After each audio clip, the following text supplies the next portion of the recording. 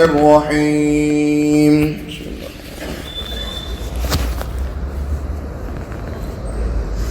هنالك دعا زكريا ربه قال رب هب لي من لدنك ذرية طيبة إنك سميع الدعاء فنادته الملائكة وهو قائم يصلي في المحراب أن الله يبشرك بيحيى مصدقا بكلمة من الله وسيدا وحسورا ونبيا من الصالحين۔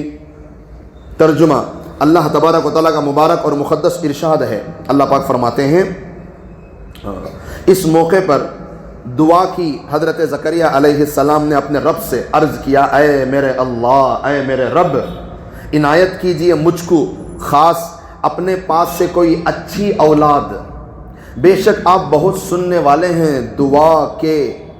پس پکار کے کہا ان سے فرشتوں نے، اور وہ کھڑے نماز پڑھ رہے تھے محراب میں، کہ اللہ آپ کو بشارت دیتے ہیں یحییٰ کی، جن کے احوال یہ ہوں گے کہ وہ اللہ کے کلمے کی تصدیق کرنے والے ہوں گے، مقتدا ہوں گے، اور وہ پاکیزہ ہوں گے نفس کی لذات سے، اور بہت روکنے والے ہوں گے، اور نبی ہوں گے، اور نیکوں میں سے ہوں گے۔ یہ صفات ہوں گے بچے کے۔ سورہ آل عمران کی آیت نمبر 30 پر 8 اور 30 پر 9 ہے۔ اس سے پہلی والی آیت کا ایک عنوان ہے، اسے بھی آج میں جوڑ لیں گے، ٹھیک ہے؟ اس کے 3 عنوان میں نے باندھے تھے، 2 الحمدللہ ختم ہو گئے، ایک عنوان باقی ہے کرامت کے بارے میں۔ کرامات اولیاء برحق ہے۔ ہمارا عقیدہ کیا ہے؟ جو اولیاء سے کرامت ہوتے ہیں ہم اسے مانتے ہیں، وہ بالکل حق بجانب ہیں، کرامات اولیاء برحق ہیں۔ جب حضرت زکریا علیہ السلام نے، پہلی آیت کا خلاصہ یہ ہے، جب حضرت زکریا علیہ السلام نے بی بی مریم رضی اللہ تعالی عنہا کے پاس بے موسم کے پھل دیکھے اور بار بار دیکھے تو ان کے اندر امید جاگی، اور انہوں نے اللہ سے دعا کی، یا اللہ میں بھی بوڑھا، میری بیوی بھی بوڑھی، میں 100 سال کا اور وہ 90 سال کی، جب تو مریم کو بغیر موسم کے پھل دے سکتا ہے، یا اللہ میں بھی تو تیرا نبی ہوں، مجھے بھی اولاد عطا فرما۔ پہلی آیت کا خلاصہ۔ دوسری آیت کا خلاصہ اللہ کی طرف سے جواب، جاؤ فرشتوں خوشخبری سناؤ میرے بندے زکریا کو کہ ہم نے اس کی سن لی، اور ایسے سنی اس لیے کہ اس نے موقع پر دعا مانگی ہے نا۔ میں نے اس سے پہلے بتایا موقع کی دعائیں اللہ قبول کرتے ہیں،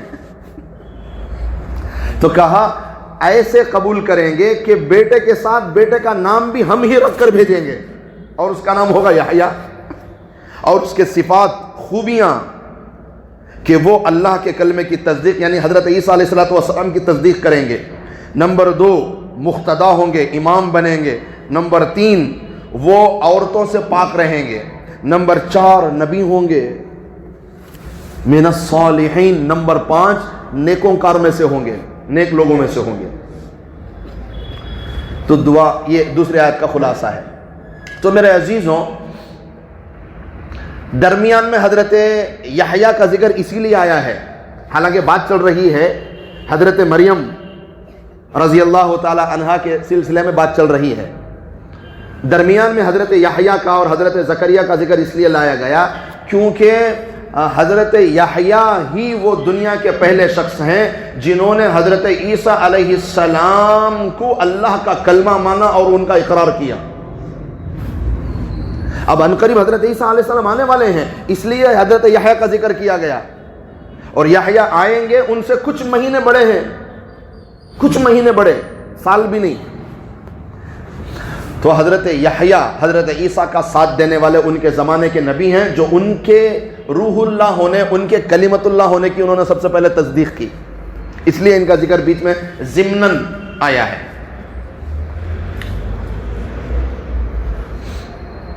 سب سے پہلی چیز یہ سمجھ لیں، کرامات اولیاء بالکل حق ہیں، کیوں؟ قرآن میں ذکر ہے۔ اگر کوئی نعوذ باللہ کرامت کا انکار کرے گا تو پھر نعوذ باللہ قرآن کا انکار کرنے کے برابر ہے۔ خود قرآن کہہ رہا ہے کہ حضرت مریم کے پاس بے موسم پھل آ جاتے تھے، تالے لگے ہوئے کمرے کے اندر آ جاتے تھے، تو یہ تو کرامت ہے. اور میں نے پہلے بتایا کہ انبیاء کا سلسلہ اللہ نے صرف مردوں انسانوں میں چلایا ہے. دیکھو اللہ نے نبی نہ فرشتے کو بنایا نہ جن کو بنایا. انسانوں میں سے انسان میں بھی کامل انسان کو بنایا. عورت ناقص انسان ہے اور مرد کامل انسان ہے. اللہ نے نبی نہ فرشتے کو بنایا نہ جن کو بنایا, نہ فرشتوں میں سے نہ جنات میں سے, بلکہ انسانوں میں سے بنایا جو کہ اشرف المخلوقات ہیں. اور اس میں بھی اللہ نے نبوت کا سلسلہ کامل انسان میں رکھا, ناقص انسان میں نہیں رکھا. دوسری بات, حضرت زکریا علیہ السلام نے حضرت مریم کے لیے باقاعدہ مدرسے کا انتظام کیا, اور یہیں سے آپ کو لڑکیوں کے مدرسے کا ثبوت ملتا ہے. ثبوت کہاں؟ قرآن میں ہے کہ لڑکیوں کی تعلیم کے لیے مدرسے کا نظم کرنا پورے پردے کے ساتھ, یہ قرآن کا ثبوت ہے. تیسری بات کہ حضرت مریم نبی تو نہیں ہیں, غیر نبی ہیں, عورتوں میں سے ہیں, تو حضرت مریم ولیہ ہو سکتی ہیں, نبی نہیں ہو سکتے.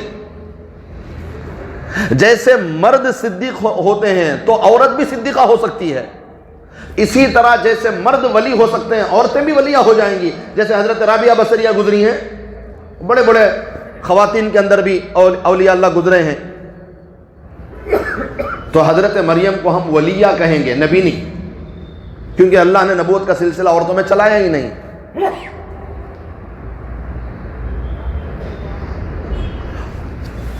عورتوں کے اندر کیوں نہیں چلایا انبیاء کا سلسلہ؟ اس لیے کہ نبی کا کام بازاروں میں, باہر کی دنیا میں ہوتا ہے, اور عورت چار دیواری کے لیے بنائی گئی ہے.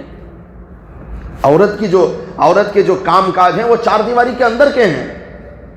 اسی لیے اللہ نے عورت کو نازک بھی بنایا, کیونکہ گھر کے جو کام ہوتے ہیں وہ کوئی ڈیفیکلٹ یا مشکل نہیں ہوتے, اس لیے اس کے جسم کو نازک بنایا. اور مرد کو سخت کیوں بنایا؟ اس لیے کہ اسے باہر کام کرنا پڑتا ہے اور سخت سے سخت کام کرنا پڑتا ہے. بناوٹ میں بھی اللہ نے اتنا خیال رکھا کہ جسے سخت کام کرنے پڑیں گے اسے اللہ نے طاقت دی, اور جو گھر کی چار دیواری میں رہے گی اللہ نے اسے نازک بنایا.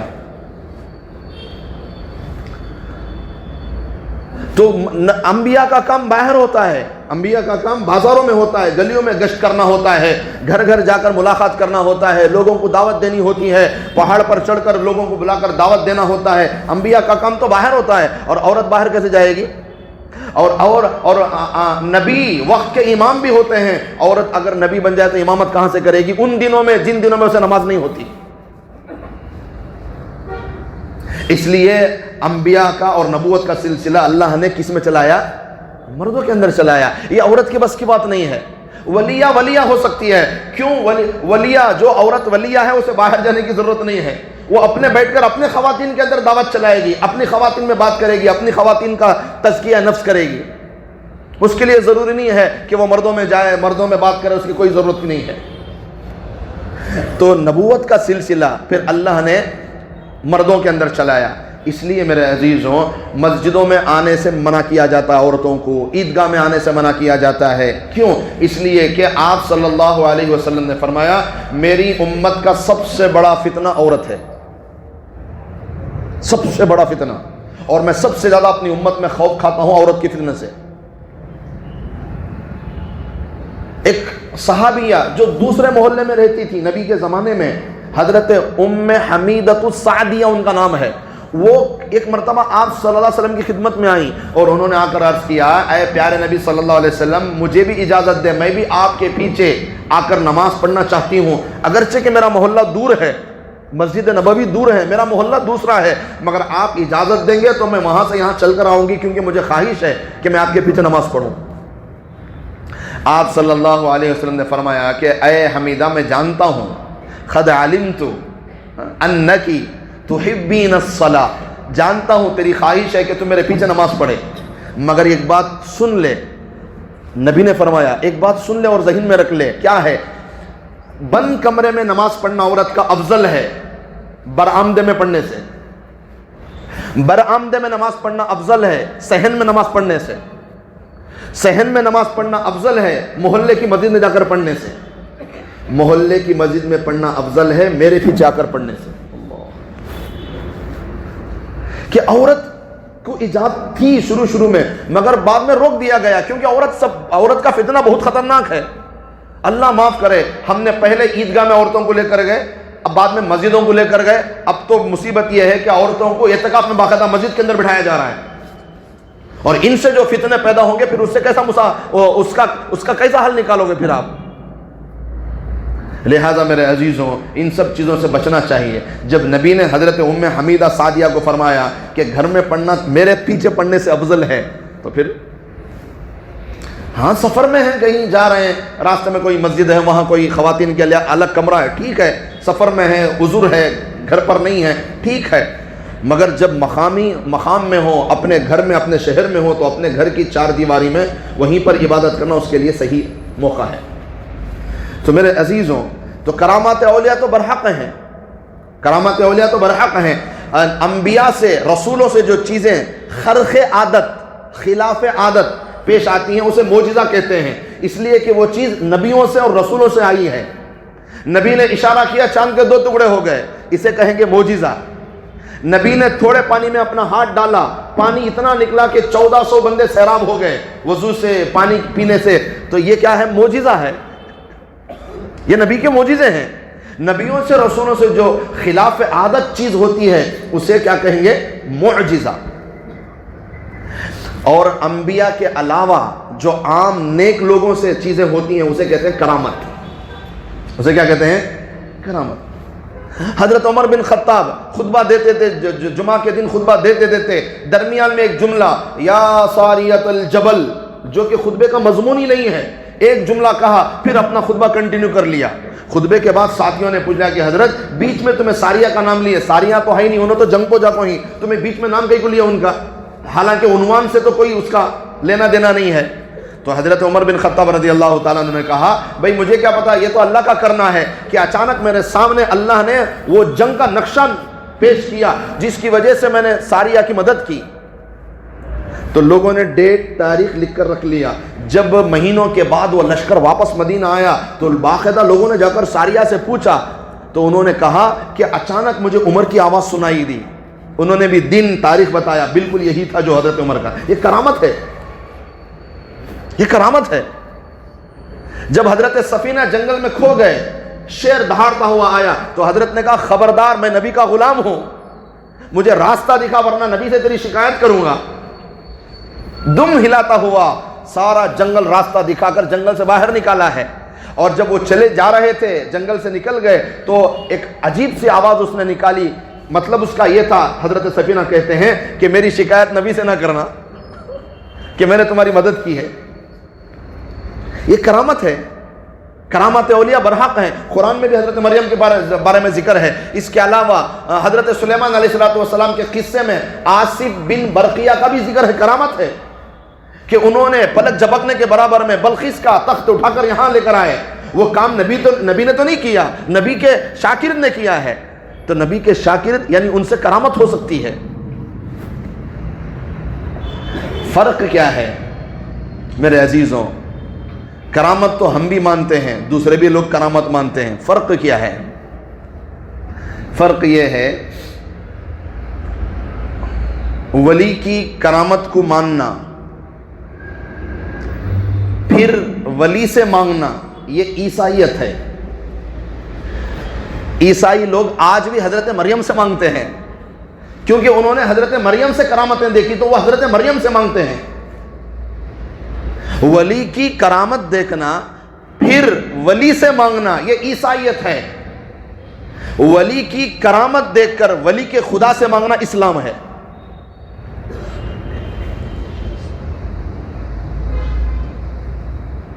یہی فرق ہے۔ کرامتیں تو سب مانتے ہیں الحمدللہ، ہر طبقے والے کرامت مانتے ہیں۔ فرق یہ ہے کہ جس کی کرامت تم دیکھ رہے ہو، اب دیکھو یہاں حضرت مریم کے سامنے کرامت ہوئی، بے موسم پھل تھے، حضرت زکریا کس سے دعا کر رہے ہیں؟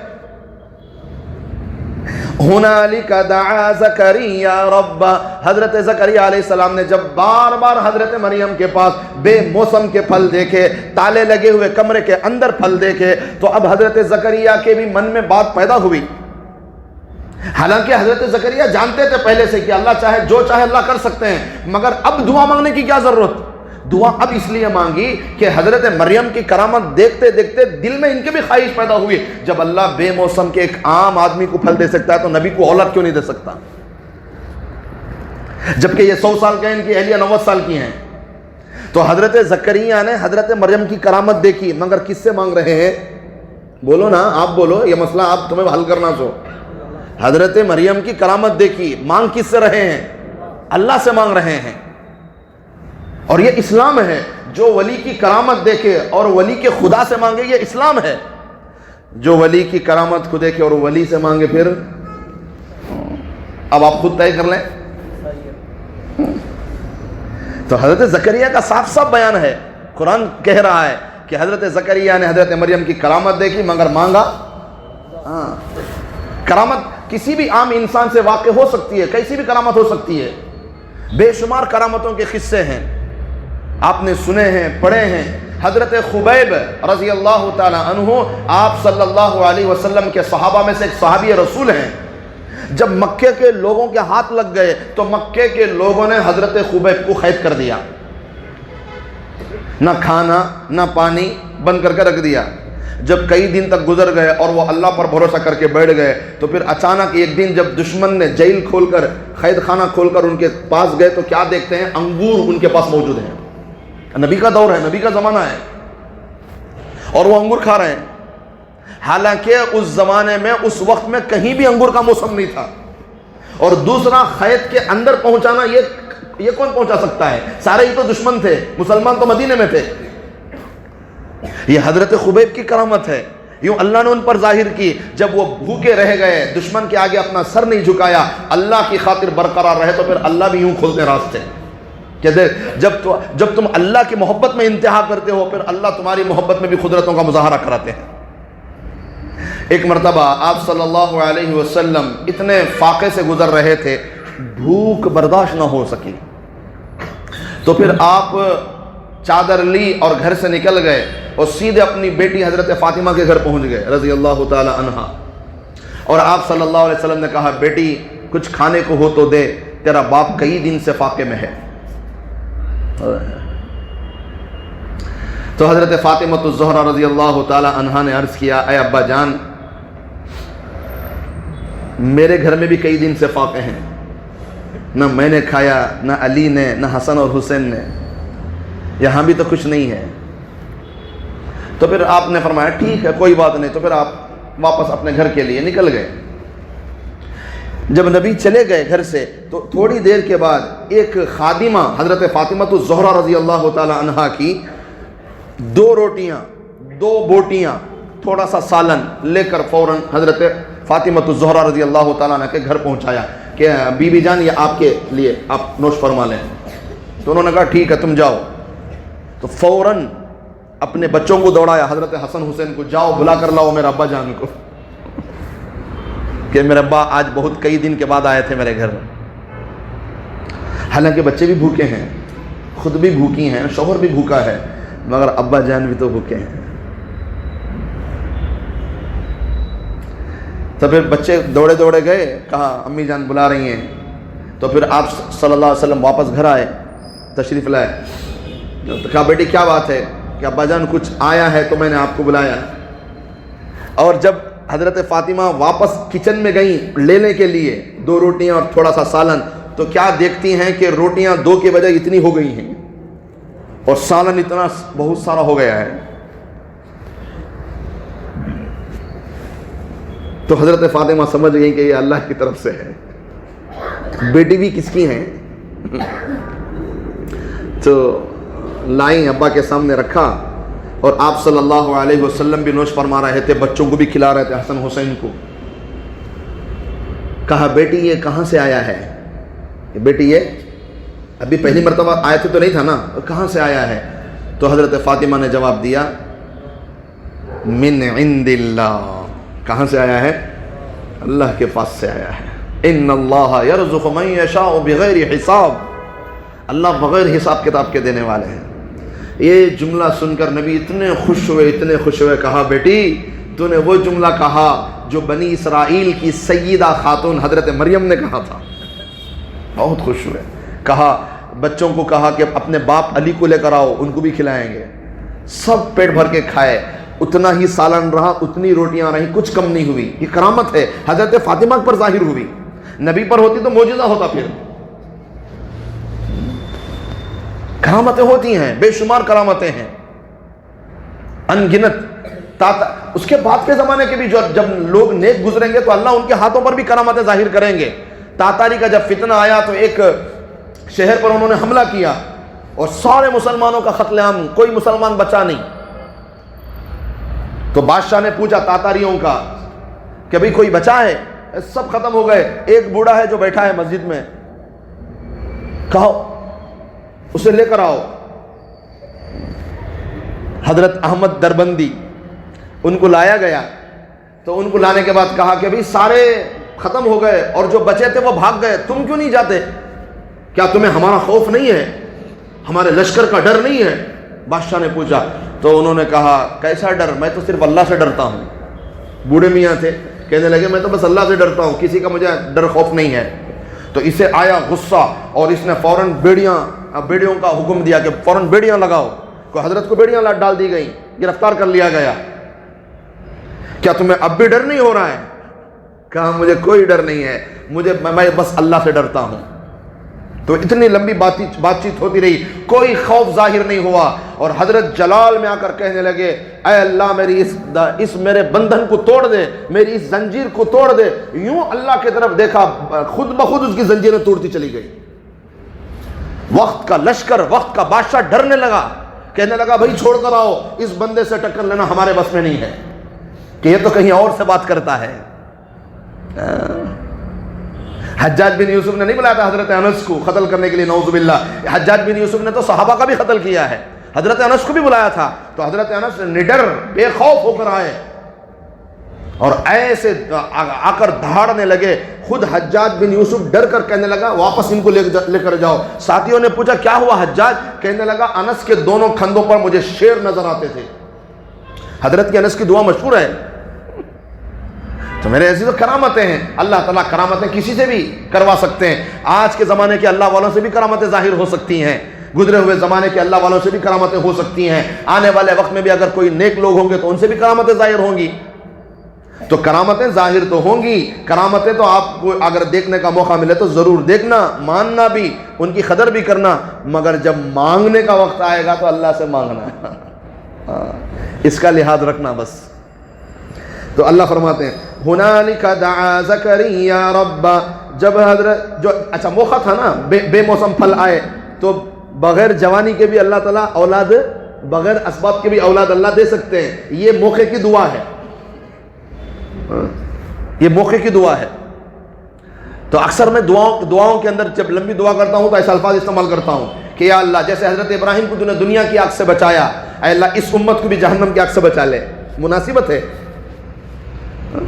اے اللہ جیسے حضرت یونس علیہ السلام مچھلی کے پیٹ میں قید ہو گئے، آج ہم بھی دنیا کے پیٹ میں قید ہو گئے، جیسے تو نے انہیں عافیت کے ساتھ باہر نکالا، ہمیں بھی اس دنیا کے پیٹ سے عافیت کے ساتھ باہر نکالا۔ جیسے بدر میں 313 بندے تھے، اے اللہ آج بھی اس امت کے اندر 313 پیدا فرما جو سارے کفر کے لیے کافی ہو جائیں۔ یہ مناسبت کی دعائیں ہیں، یہ واسطہ دے کر اللہ سے مانگو تو پھر اللہ قبول کر لیتے ہیں انشاءاللہ۔ تو حضرت زکریا نے کہا، اپنے فوراً گئے اور سجدے میں پڑ گئے، نماز میں لگ گئے اور کہنے لگے قال رب هب لی، اے اللہ مجھے بھی دے دے، مجھے بھی ہبہ کر دے۔ کیا؟ من لدن کا، اپنے پاس سے، من لدن کا، اپنے پاس سے، کہ اولاد کا ہونا ہمارے بس میں نہیں۔ ذریۃ طیبہ، پاکیزہ اولاد عطا فرما۔ کیا مانگا تھا؟ پاکیزہ اولاد، تو اللہ نے ویسے ہی دی۔ انک سمیع الدعاء، اے اللہ تو ہی تو ہے دعاؤں کو سننے والا۔ فنادتہ، دیکھو فا، لفظ فا بتا رہا ہے کہ اللہ نے فوراً دعا قبول فرمائی، کیونکہ مناسبت کی دعا تھی، وقت پر مانگی گئی تھی۔ فنادتہ الملائکہ، تو پیچھے سے فرشتہ اللہ کی طرف سے آیا اور خوشخبری دینے لگا۔ وَهُوَ قَائِمٌ يُصَلِّي فِي الْمِحْرَابِ، وہ اپنے کمرے میں نماز میں کھڑے تھے۔ ان اللہ یبشرک، کہ اللہ تعالیٰ حضرت زکریا آپ کو خوشخبری دینا چاہتے ہیں، اللہ نے آپ کو خوشخبری دے کر بھیجی ہے، بیحییٰ، کس کی؟ یحییٰ کی، حضرت یحییٰ علیہ السلام کی خوشخبری، مصدقا بکلمۃ من اللہ، جو اللہ کے کلمے کی تصدیق کریں گے۔ جب حضرت عیسیٰ پیدا ہوں گے اللہ کے کلمے سے تو ان کی سب سے پہلے تصدیق کرنے والے حضرت یحییٰ ہوں گے۔ اور مناسبت بھی دیکھو، پورے انبیاء میں صرف ان دونوں کا نکاح نہیں ہوا ہے، حضرت یحییٰ کا نکاح نہیں ہوا اور حضرت عیسیٰ کا۔ اب مگر حضرت عیسیٰ علیہ السلام جب قیامت کے قریب میں آئیں گے تو باقاعدہ نکاح کریں گے، مگر حضرت یحییٰ پورے انبیاء میں اکیلے ایسے ہیں جو بغیر نکاح کے دنیا سے چلے گئے، اس لیے کہ اللہ نے ان کا مزاج ہی کچھ ایسا بنایا تھا۔ وہ سیدہ، اور حضرت یحییٰ نام کے ساتھ اللہ نے بشارت دے دی کہ ہم لڑکا دیں گے، یہ بھی پتہ چل گیا، اولاد دیں گے یہ بھی پتہ چل گیا، نام یحییٰ ہوگا یہ بھی پتہ چل گیا۔ پھر اللہ فرما رہے ہیں وہ سیدہ، اور تمہارا بچہ امام بنے گا، وہ حصورا، اسی کے معنی ہے کہ وہ عورتوں سے پاک رہے گا، دور رہے گا، اس کے دل میں کبھی عورت کی خواہش نہیں پیدا ہوگی، وہ نبیہ، اور سب سے بڑی خوشخبری آخر میں دے رہے ہیں اللہ پاک، حالانکہ ان سب سے بڑی چیز کیا ہے؟ نبی ہونا، بڑی خوشخبری آخر میں، سرپرائز کیا ہے کہ ایک تو وہ مصدقا بکلمۃ ہوں گے، نمبر 2 سیدہ ہوں گے، نمبر 3 حصورا ہوں گے، اور سب سے بڑی خوشی نبی ہوں گے، من الصالحین، اور نیکوکار میں سے ہوں گے۔ تو یہاں حضرت زکریا علیہ السلام بہت خوش ہوئے کہ یا اللہ تو نے اولاد بھی ایسی دی کہ وہ نبی ہونے والی ہے، سبحان اللہ۔ ڈاکٹر کا بیٹا ڈاکٹر بن جائے تو کتنی خوشی ہوتی ہے ڈاکٹر کو، لائر کا بیٹا لائر بن جائے تو کتنی خوشی ہوتی ہے، تو نبی کی اولاد اگر نبوت سے نوازی جائے تو کتنی خوشی ہونی چاہیے۔ تو میرے عزیزوں، حضرت نے مانگا بھی تھا طیبہ، پاکیزہ اولاد، اور اللہ نے اولاد بھی ایسی دی وہ پاکیزہ۔ پورے حضور آپ صلی اللہ علیہ وسلم نے فرمایا پوری دنیا کے اندر کسی ایک گناہ کے بغیر اگر کوئی انسان اللہ کے پاس قیامت میں پہنچے گا تو وہ یحییٰ ہوں گے، کہ حضرت یحییٰ سے ایک بھی گناہ پوری زندگی میں نہیں ہوا، ایک بھی، اور ساری انسانیت میں وہ اکیلے ہوں گے جو بغیر گناہ کے اللہ کے پاس پہنچیں گے۔ اللہ تعالیٰ سے دعا ہے کہ اللہ تعالیٰ جو بے اولاد ہیں اللہ ان کو نیک اولاد نصیب فرمائے۔